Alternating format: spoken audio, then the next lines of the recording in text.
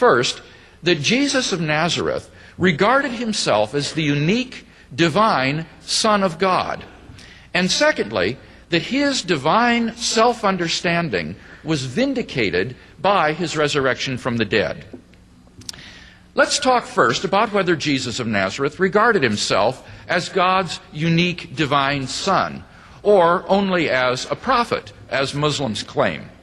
I want to examine several sayings of Jesus, which are demonstrably authentic, that is to say, actually uttered by the historical Jesus, and which disclose his divine self-understanding.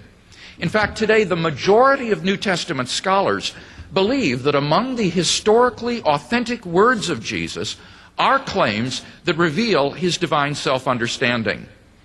Jesus' radical self-concept is disclosed, for example, in his parable of the wicked tenants of the vineyard in Luke chapter 20.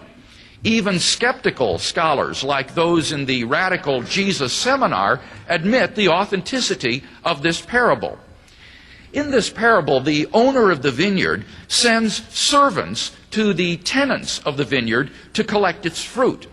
The vineyard symbolizes Israel. The tenants are the Jewish religious leaders. The servants are the prophets sent by God. And the owner is God himself.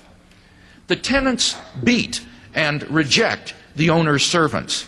Finally, the owner says, "I will send my only beloved son. They will listen to my son." But instead, the tenants kill the son because he is the heir to the vineyard. Now, what does this parable tell us about Jesus' self-understanding? It tells us that he thought of himself as God's special son, distinct from all the prophets, God's final messenger, and even the heir to Israel. This was no mere Jewish prophet.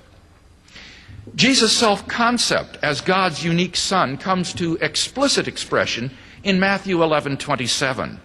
Jesus said, "All things have been delivered to me by my Father, and no one knows the Son except the Father, and no one knows the Father except the Son, and anyone to whom the Son chooses to reveal him."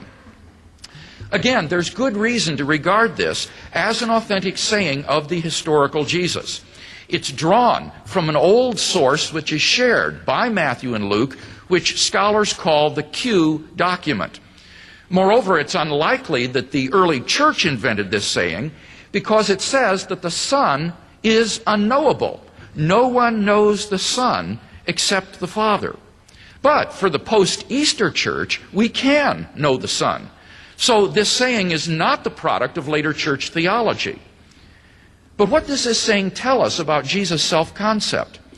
It tells us that he thought of himself as the exclusive and absolute Son of God and the only revelation of God the Father to mankind. Now think of it.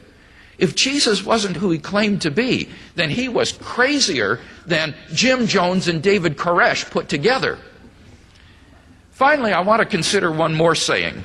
Jesus saying on the date of his second coming in Mark 13:32. Jesus said, "But of that day or that hour no man knows, not even the angels in heaven, nor the Son, but only the Father." This is an authentic saying of the historical Jesus because the later church, which regarded Jesus as divine, would never have invented a saying ascribing ignorance or limited knowledge to Jesus. But here, Jesus says he doesn't know the date of his return. But what do we learn from this saying? It not only reveals Jesus' self-consciousness of being the one Son of God, but it also presents us with an ascending scale from men to the angels, to the Son, to the Father. A scale on which Jesus transcends every human being and even every angelic being. This is really incredible stuff. And yet this is what the historical Jesus believed. And this is only one facet of Jesus' self-understanding. C.S. Lewis was right when he said, "A man who was merely a man and said the sort of things Jesus said would not be a great moral teacher. He would either be a lunatic on the level of a man who says he is a poached egg, or else he would be the devil of hell. You must make your choice. Either this man was and is the Son of God, or else a madman, or something worse. You can shut him up for a fool, you can spit at him and kill him as a demon, or you can fall at his feet and call him Lord and God. But let us not come with any patronizing nonsense about his being a great human teacher. He has not left that open to us.